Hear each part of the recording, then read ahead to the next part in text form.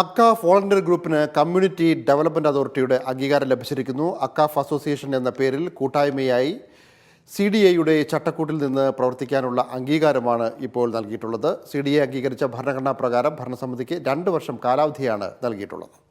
1999 മുതൽ UAEയിൽ പ്രവർത്തിക്കുന്ന കേരള കോളേജ് പൂർവ്വ വിദ്യാർത്ഥി സംഘടനകളുടെ അപെക്സ് ബോഡിയായ അക്കാഫ് 2017 മുതൽ CDAയുടെ കീഴിൽ സന്നദ്ധ സംഘടനയായി പ്രവർത്തിച്ചു വരികയായിരുന്നു. ഈ വോളണ്ടിയർ ഗ്രൂപ്പിനാണ് ഇപ്പോൾ കമ്മ്യൂണിറ്റി ഡെവലപ്മെന്റ് അതോറിറ്റിയുടെ അംഗീകാരം ലഭിച്ചിരിക്കുന്നത്. അക്കാഫ് അസോസിയേഷൻ എന്ന പേരിൽ കേരളത്തിലെ കോളേജ് പൂർവ്വ വിദ്യാർത്ഥികളുടെ UAEയിലെ കൂട്ടായ്മയായി CDAയുടെ ചട്ടക്കൂടിൽ നിന്ന് പ്രവർത്തിക്കാനുള്ള അനുവാദമാണ് ഇപ്പോൾ CDA നൽകിയിരിക്കുന്നത്. കഴിഞ്ഞ 4 വർഷങ്ങളായി അക്കാഫ് വോളണ്ടിയർ ഗ്രൂപ്പ് ഇവിടെ നടത്തിയ സമാനതകളില്ലാത്ത പ്രവർത്തന മികവിന്റെ അംഗീകാരമായാണ് സർക്കാർ അസോസിയേഷനായി അംഗീകരിച്ചതെന്ന് അക്കാഫ് അസോസിയേഷന്റെ ആദ്യ പ്രസിഡന്റായി തിരഞ്ഞെടുത്ത പോൾ ടി ജോസഫ് പറഞ്ഞു. ശക്തമായി കൂടുതൽ പ്രവർത്തനങ്ങൾക്ക് ഇത് സഹായിക്കുമെന്നും അദ്ദേഹം കൂട്ടിച്ചേർത്തു. നമ്മൾ അക്കാഫ് കഴിഞ്ഞ 10-25 വർഷമായി ചെയ്തു വന്നിരുന്ന പ്രവർത്തന ശൈലിയുണ്ട് നമുക്ക്. എങ്കിൽ പോലും നമുക്കിപ്പോൾ ഒരു അസോസിയേഷനായി ഗവൺമെൻറ് അംഗീകാരം കിട്ടിയതിന് ശേഷം നമ്മൾ കൂടുതലും ജനോപകാരപ്രദമായ കാര്യങ്ങളിലേക്ക് നമ്മൾ നീങ്ങുകയാണ്. അപ്പോൾ അതുകൊണ്ട് നമ്മളുടെ കേരളത്തിനെ റെപ്രസെൻറ്റ് ചെയ്യാൻ അക്കാഫ് അസോസിയേഷൻ പോലെ വേറൊരു സംഘടന ഇവിടെ ഉണ്ടാകുമെന്ന് എനിക്ക് തോന്നുന്നില്ല. കാരണം കേരളത്തിൻ്റെ തെക്കേയറ്റം മുതൽ വടക്കേയറ്റം വരെയുള്ള എല്ലാ കോളേജുകളെയും അഭ്യസ്ത വിദ്യരുടെ ഒരു കൂട്ടായ്മയാണ്.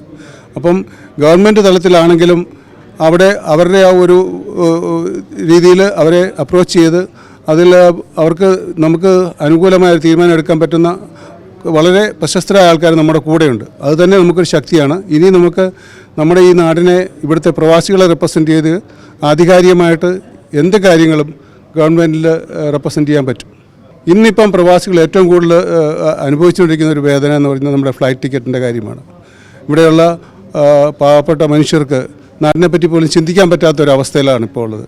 പല വർഷങ്ങളായി ഇവരെല്ലാവരും ഇതിന് ശ്രമിക്കുന്നുണ്ട്. എങ്കിൽ പോലും ഇതുവരെയും ഒരു അനുകൂലമായ നടപടി ഉണ്ടാവാത്തത് കാരണം നമ്മൾ അതിനുവേണ്ടി ശക്തമായി ഇനി പ്രവർത്തിക്കും.